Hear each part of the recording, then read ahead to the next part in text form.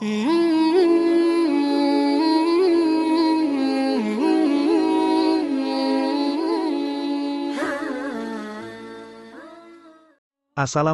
warahmatullahi wabarakatuh. Selamat datang di channel Nuansa Islami, dan salam sejahtera untuk kita semua yang menyaksikan video ini. Semoga selalu dalam lindungan Allah Subhanahu wa Ta'ala. Sewaktu Nabi Sulaiman kehabisan air di daerah Yaman, burung hudhud mendapatkan perintah mencari sumber air. Tetapi burung hudhud tidak kembali lagi. Karena itu Nabi Sulaiman marah dengan ujarnya. Kalau hudhud pulang, panggang sajalah ia hidup-hidup. Baru saja Nabi Sulaiman bicara demikian, burung hudhud pun datang. Kemana saja engkau hai hudhud? Tanya Nabi Sulaiman alaihi salam. Hudhud menjawab, maafkan aku ya Rasulullah, aku telah tersesat di daerah yang sangat jauh dari tempat ini. Di tempat tersebut diperintah oleh seorang ratu, yang namanya Balqis, sedang kerajaannya bernama Saba. Mendengar laporan hudhud itu, hilanglah amarah Nabi Sulaiman, karena tertarik kisahnya itu. Kemudian ia membuat sepucuk surat kepada ratu perempuan itu yang berisi seruan untuk menyembah Allah Subhanahu wa Ta'ala, dengan menyatakan bahwa Allah yang telah menganugerahi kerajaan yang besar itu. Karena itu Allah wajib disembah dan janganlah menyembah selainnya. Surat itu dihantarkan oleh burung hudhud, lalu burung hudhud membawanya dan terbang ke negeri Saba, dan setelah sampai di negeri tersebut, surat yang dibawanya dijatuhkan, dan secara kebetulan putri itu sendiri yang menerimanya.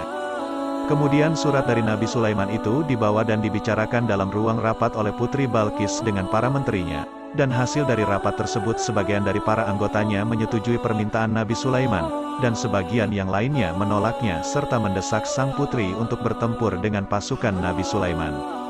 Lalu Putri Balqis mengambil kesimpulan, perang bisa saja terjadi, namun selagi ada jalan damai, mengapa kita harus berperang, sedangkan Raja Sulaiman itu tidak mengajak perang.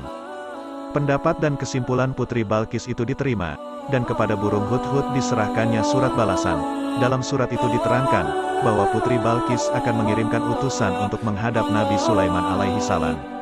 Setelah surat dibaca Nabi Sulaiman, segera diperintahkannya segala jin untuk membuat dan mempersiapkan istana yang indah. Halaman dipenuhi segala permata yang berkilau-kilau dari segala warna.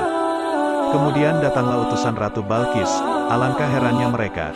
Tidak diduga sedikit pun semula bahwa Nabi Sulaiman sekaya itu. Utusan Ratu Balqis menghadap Nabi Sulaiman seraya menyerahkan hadiah dari Ratu Balqis kepadanya.